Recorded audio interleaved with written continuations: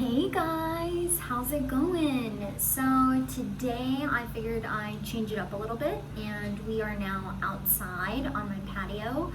I have had one of the longest days of my life.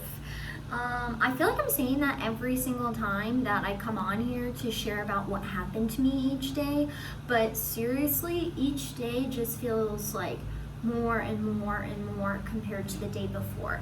And a lot of that's because of work, just because with the industry that I'm personally in, it's very busy all the time, just non-stop. I work for a company that is heavily involved on the internet, and as most of you guys know, the internet does not shut down. It's always available 24 hours, 7 days a week. So therefore, hi, same. So totally fine, but you know, it's human. I'm tired, I'm exhausted, it's Tuesday, and I can't go out for tacos, so that's that. My morning was pretty plain. It's oh, I don't even know if I mentioned it. It's day 8, by the way, day 8 of today's vlog. I have probably been up since about 3:30 or 4 a.m. this morning. So for those of you that don't know, I have a condition. No, I'm not crazy as much as you guys may think, but I actually was diagnosed, so about 4-5 years ago. Actually, it might be 6 years ago, because I got diagnosed right when Mike and I were together. And anyways, I experienced a lot of pain, female pain, a lot of the time when I was around like 18, 19 or so, and I noticed that like just some weird stuff was going on to my body as a whole that was not normal. So like, for example, I started losing all of my hair right here. I started to grow black chest hair, kind of very weird. Like I started to get black hairs on my face, kind of just like man things, you know, like things that happen to dudes. So for those of you that went to high school with me, you probably remember I used to part my hair on the side all the time. And if you actually were to go through like my social media or anything, you'll notice that with time I started parting my hair in the middle. So I originally had started doing that to hide my balding that I was experiencing, because I didn't want anyone to know what was going on or anything. At the time I still didn't know what was going on personally. I just thought maybe a lot of it was due to stress, which in a way it is, but it's also a lot goes with my condition. So after a lot of hospital visits back in the day, I was eventually diagnosed with PCOS, which stands for polycystic ovarian syndrome. And basically what that means in like layman's terms is that your ovaries will get cysts on them. That's what a lot of people think of it as, but since I have suffered from this condition for going on like 5 or 6 years now, I have found through my own personal journey that it's much more than just cysts on your ovaries. It also has a ton to do with your hormones. So when I was first diagnosed with it, they did start me on a hormonal therapy through a series of different birth controls to try to maintain everything. And I kid you not, this is not a joke or anything, I'm not over exaggerating. From that time, like 5 years ago, up until all of last October, nothing worked for me. And when I say nothing, I literally mean nothing worked for me at all. So I tried multiple medications, I went to multiple doctors, I got multiple opinions done. My pain was becoming so much worse on a daily basis, and my acne was super bad, my hair loss was getting worse, like stuff wasn't growing in anymore, and I was just left with crap. So eventually I decided to once again try a new doctor down here in South Florida, and the doctor ran a series of blood tests on me, and that's when we started to discover that I had a condition with my DHEA A levels. So basically what that means is that it's similar to the exact same hormone that's like adrenaline. From my understanding, I'm not a doctor, I'm not a nurse, I'm not specialized in any of this. This is just your average girl talking about what she thinks she knows, but thanks Google and doctors. So where was I? So anyways, I went to the doctor, they did their blood work. It turns out my DHEA levels were super high, and I was also super high on my calcium for some reason. So they recommended that I go to a endocrinologist, and I also follow up with my gynecologist, just in my routine exams. My gynecologist was looking for signs of endometriosis, so she also at the same time did a complete CAT scan of my whole lower half to make sure that there weren't any tumors or anything growing on my ovaries, which thankfully there was not. But she thinks that I might be starting to develop endometriosis a little bit, which might be due to all my pain, but that was back during October. So I was dealing with that with my gynecologist, and then at the same time, I was also going to this endocrinologist to talk about my hormones. And when I met with the endocrinologist, they started me on a couple different things, and I have to also go back to the fact of not just the physical symptoms I was having the worst emotional symptoms of my life. I'm talking, I was crying all the time, I was angry all the time, my anxiety was terrible. When I say I was having night sweats because of anxiety, I was having like full-blown night sweats. Like I was sweating through my sheets, I was going all the way to the mattress just multiple times a week. Like it literally felt as if my body was going through menopause. And that was one of the last things that my doctor wanted to confirm, is that I wasn't going through menopause because of all my specific conditions. So I went to the endocrinologist, and because my endocrinologist specialized in hormones, glands, all that stuff, and my family also has a background of issues with their thyroid. My mother's side of the family does, which if you're close with us, you already know all those details. My grandmother has had cancer. My mother has had part of her thyroid taken out due to complications.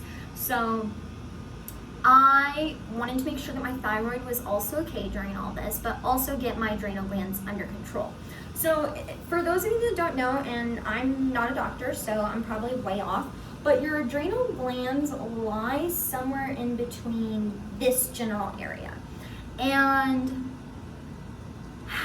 the feelings that I was having was like a constant doom.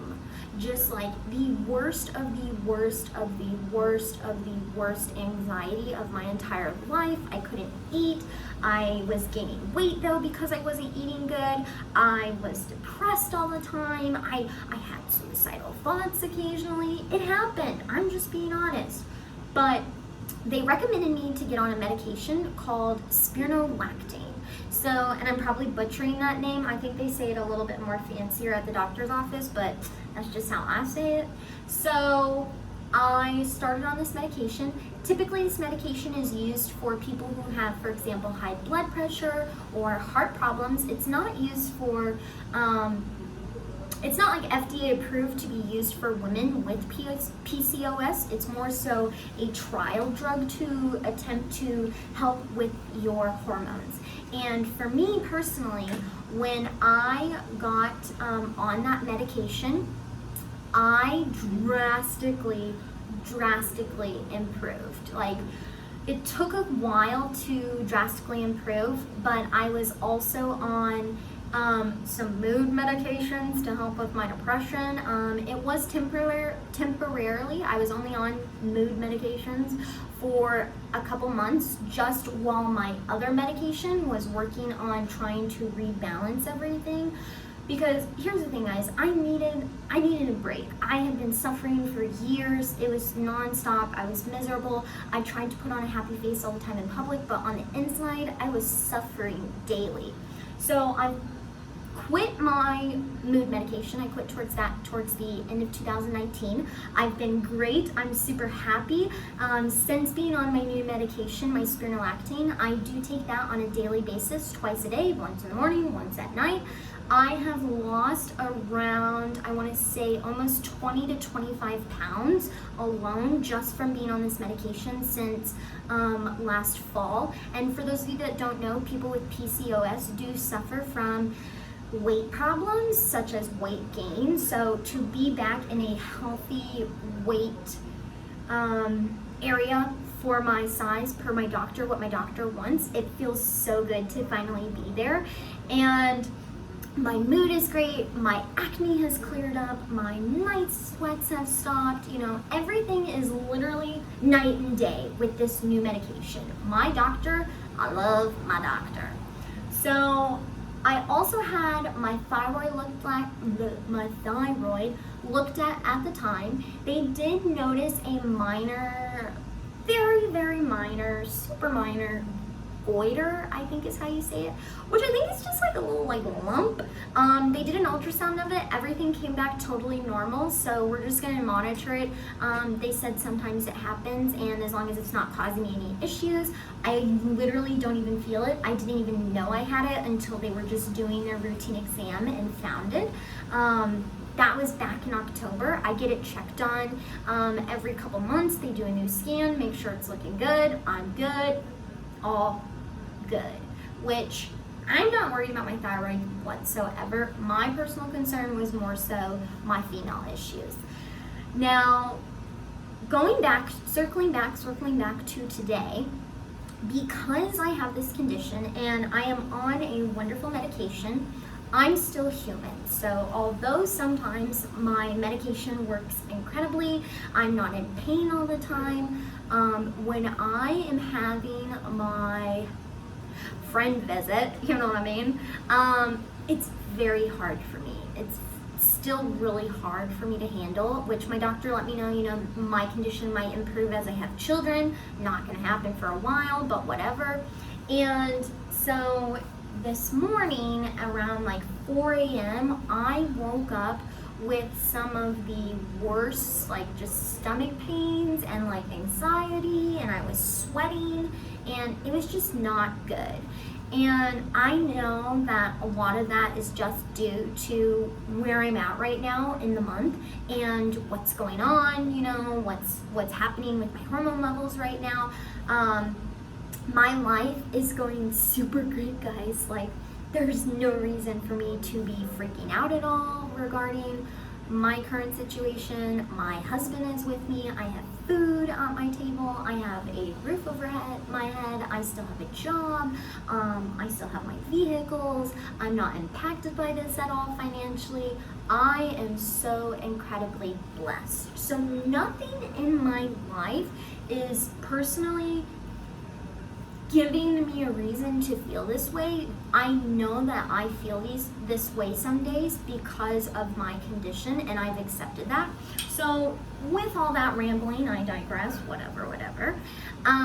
This morning was pretty tough. I woke up at 4 a.m. and I just kind of tossed and turned. I ended up being kind of crampy almost literally all the way until my shift started at work.